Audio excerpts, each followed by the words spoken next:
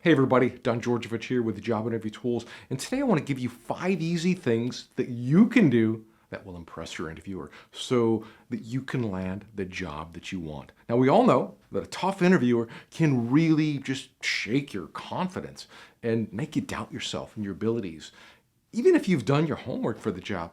But there's several things that you can do to make sure that your abilities and your experiences really stand out when you're confronted with the barrage of challenging questions, from a really difficult interviewer.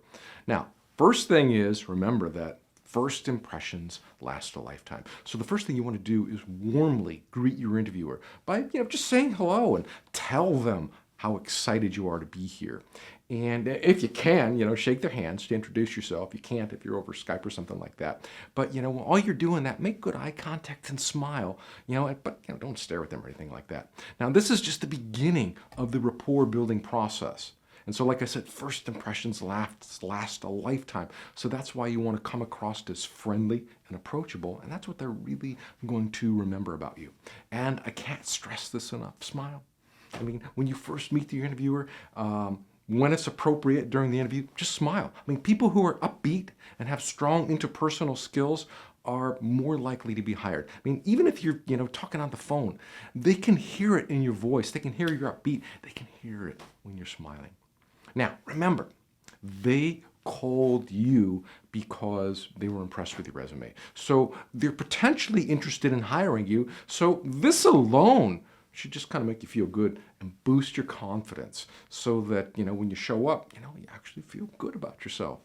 Next thing, compensate for your flaws. Most employers, they'll have reservations about you. I mean, even the best candidates don't possess all of the required skills and traits and behaviors for their job. So even the nicest interviewers will inquire about your flaws, but a tough interviewer is going to grill you on them. So this is where some planning comes into play. So before going to the interview, go over the job description and identify any requirements where your skills don't quite match up.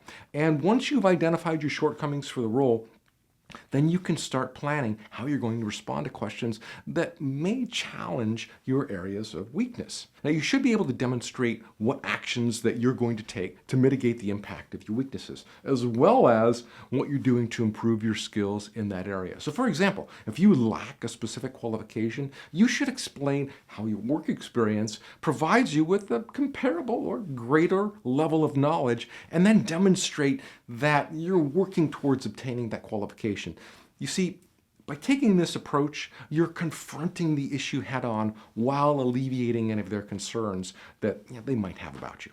Okay? Next thing, be enthusiastic. I can't stress that enough. Clearly show enthusiasm for what you do and what you would like to do in your next job. I mean, it's a good idea to tell the interviewer that you enjoy your job, but you're looking for something else, and show them, what excited you about this opportunity. That's really one of the keys. Employers want to know what brought you to wanting to apply to this job. What was it specifically? I mean, was it the company? Was it the opportunity? Was it their goals? Was it their mission? Whatever it is, they want to know about this. And this is going to help you connect with your interviewer and, potentially, get the job there. And then what you want to do is tell them, why you're a good fit for the job. And back it up with real facts. I mean, it's not enough to say that, you're just the right person for the job. You need to show them by sharing stories of things that you've done in your past, preferably ones that are related to the requirements of the job. Now, the next thing you want to do is control the tempo of the interview. And this can be challenging. But what I mean by this is when you're confronted with an aggressive interviewer, it's easy to become flustered. And then you end up rushing all your responses. But this is precisely what they don't want to see. And as a potential employer, they want to know that you can keep your cool under pressure. I mean, if you're under pressure from a customer or something like that, they want to know that you're going to be able to work through the situation. So if you feel rushed and pressured by your interviewer, one of the things you can do to kind of reclaim control or set the pace of the interview, and it's one of the simplest things that I like to do, is what I'll do is I'll just confidently repeat the question back to the interviewer, and it kind of softens the tone of the interview, and it kind of gives you a few extra seconds to consider your response. But You don't want to keep doing that throughout the whole course of the interview, just repeating the question back. Just, you can only use that once or twice. So another thing you can do to kind of control the pace of the interview is have a glass of water with you. And while they ask the question, before you give your answer, kind of just go take a sip of your water. And obviously, they're not going to interrupt you while you're taking a sip and wetting your tongue. So that will help you kind of slow down, and while you're drinking some water, that'll give you some time to think about what you want to say. Okay? Now, next thing you want to do, stroke their egos. I mean, even the most terrifying interviewers are human, and they all have feelings, just like the rest of us. They're human, believe it or not. So by showing some genuine interest in their company and what they do, they're going to relax their guard. They're even, one of the things I like to do is ask questions about the work that their team does, or how many employees they manage. Ask, what their goals are, or, why their products are better than their competition. I mean, people enjoy talking about themselves. I love talking about myself. And, they love talking about their accomplishments. So if you can get the interviewer to open up, you'll begin to build a rapport with them, which will create a more relaxed environment. Okay? Now, the last thing I have for you is always follow up.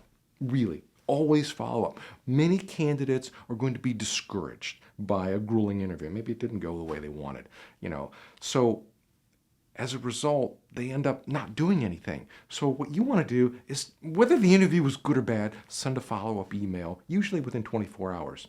And just send them a note, thanking them for their time, expressing how much that you enjoyed meeting them, and that you're really interested in the job and you're excited about the opportunities. And you'll be amazed at what a simple follow-up letter like that can do. And this is going to just reassure them that, that you really didn't get stressed out, and, that you're not discouraged and you're still interested. And additionally, sending that follow-up email is going to allow you to address any topics that maybe you forgot, you left out of the interview, and that'll help you kind of remove any doubts, or share with the interviewer any doubts that they had about you. So to wrap this up, tough interviews can be stressful. They can be difficult, but you can get through them unscathed. And when you do, you're going to show them how resilient you are, and you're going to demonstrate your professionalism. So remember, a job interview is also an opportunity for you to evaluate the company and your potential colleagues. So if you truly believe that an interviewer was rude or arrogant or mean, instead of just testing you, you might decide that you don't want to work there. And you wouldn't take the job if they offered it. And that's really the best position to be in, which is the position to say no. That means you control everything. And when you're willing to say no or walk away from a job offer, you have all the power. And that's going to put you in just such a stronger position with any type of employer. I mean, you might have 3 different employer or jobs that you're looking at.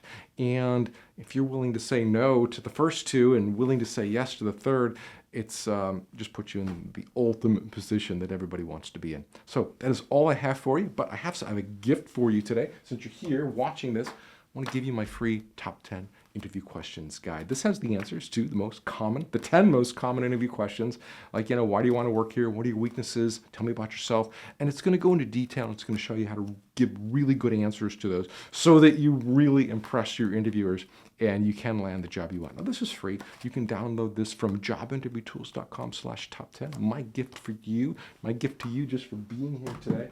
And like I said, that's all I have for you. Please let me know in the comments some of the other types of videos and content that you might like to see. I'd be happy to create that for you.